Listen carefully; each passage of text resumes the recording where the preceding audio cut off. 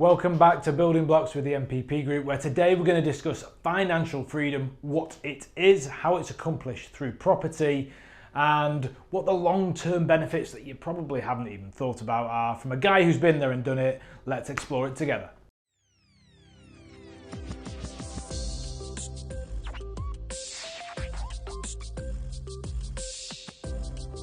So what is financial freedom? Okay, so the concept here is that your property portfolio in this scenario generates enough monthly income for you to give up the day job and live off your property portfolio.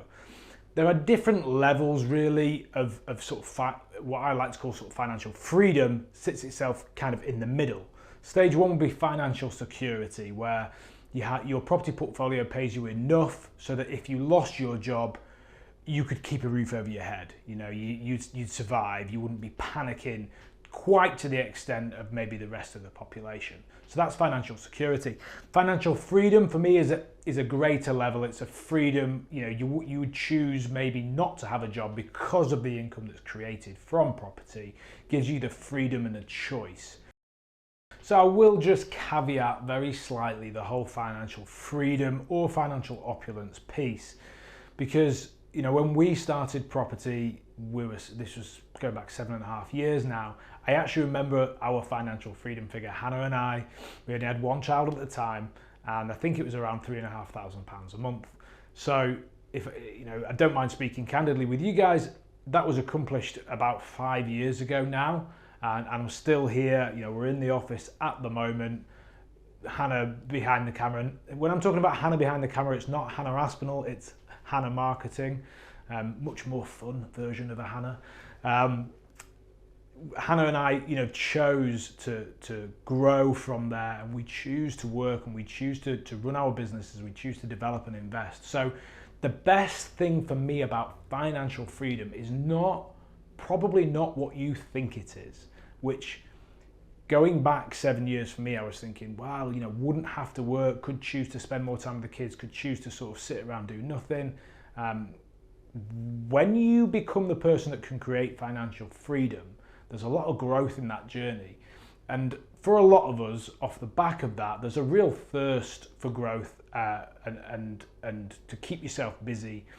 And there's a lot more to life than just having enough money.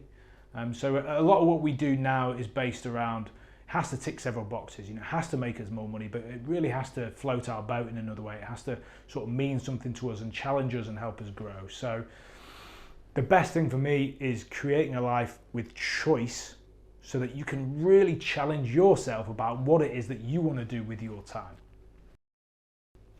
So I've caveated financial freedom, but you know, we're going to create the list for you. So obviously we need to look at freedom. What happens after that is the choice for you. So number one would be freedom. Number two, then we're going to create your figure. So this is easy in concept, but you really need to sort of dig into that. So covering your expenses, covering your rent or your mortgage, covering any school fees if you're paying those. Your vehicle is often one of the big liabilities, the big costs. Think about food, think about holidays, think about expenses. How do you want to live? And I would challenge you to put a robust figure down. This is a long-term figure. This video is not selling get rich quick. You know, you'll be out financially free in a year, off you go, happy sunsets, yachts and beaches. No, none of that. This is put a robust figure down, because this is going to take you a while. So let's be clear about the life that you want to live at that stage. So getting that formulated together creates your figure. Only you will know your figure. So make sure that you stop the video, do a little piece around that, do a spreadsheet, get your numbers down, think what is the figure that will actually give me the freedom that Mike is talking about. So create your figure. Then once you've got that figure, unfortunately, all we're going to do is push it up from here. So once you've got that figure, you need to factor in tax. Now, I could not be less of a tax advisor, so just caveats, red lights all over the screen, please, Hannah. This is not tax advice, but what I would do is I would factor in probably 20, 30%, depending on how big your figure is. If your figure's £2,000 a month, you're probably in 20% on top of that because you're in that tax bracket. If you're looking at £4,000 or £5,000 a month, then probably factor in 30% on top of that and scale it up from there. But factor in tax, and the easiest way to do it is, let's say, if you were looking at £4,000 a month, then with tax, play safe, you're probably looking at 5 or 4,800 if you want to be specific. So factor in that tax bracket. So yes, that's pushed you up, but obviously we're trying to create a scenario for you where you are free, not one where you've got a bit of cash and actually you haven't calculated it correctly. Number 4 then is, again, we are talking about property, so I want you to factor in voids and risk.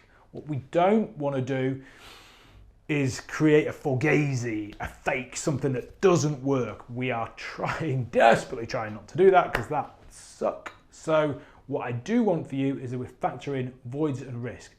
It's property after all, and if your portfolio is big enough, there will always be a property with a maintenance problem or a property that has a void period for a month or two. That's life, and obviously we're going to develop a substantial portfolio for you guys to become financially free. So I do want you to factor in some voids and risk. When we start our property journeys, it's very, very much, well, you know, absolute paint it by numbers. And if I get 5 houses, I can leave work and off we go. And I don't want to pop the bubble, but it always takes a little bit longer than you think, and it always takes 1 or 2 houses more than you think. So from my personal experience, I would probably say, depending on the strategy, if we're going to go back to a £4,000 a month model, we've obviously gone on for tax. I would also factor in probably another £1,000 because you're always going to have some voids and some maintenance, and then you are nicely covered. One of the things that we teach is, when trying to accomplish this, is to put a specific pot away every month for management, maintenance and any voids, so that pot can grow. This pot you can spend, that pot can grow for the what if scenario, which often happens in life and property. So to recap, we're looking at you creating what is freedom for you. Have a thought, have a holistic thought around that. Then you're going to create that figure, get detailed, get specific in that area. What is financial freedom for you? I then need you to do a little bit of sensible play there when you're factoring in taxes and voids. So we're going to end up with a bit more of a substantial figure than we started with. Okay, so look, that is everything from us in this today, but I want to stress, I think for the 3rd time in the video, this is relatively easy. It's just not relatively common because you do need to stay disciplined, you need to plan, and you need to stay disciplined to accomplish this.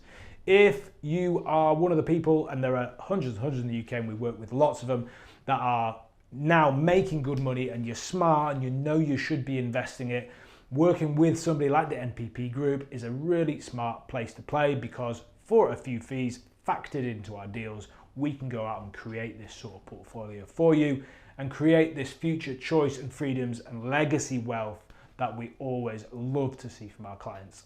Hopefully you have got some value from us today. If you have, please subscribe and share this sort of scenario so we can get out there and speak to more people with the building blocks. Look forward to speaking to you real soon.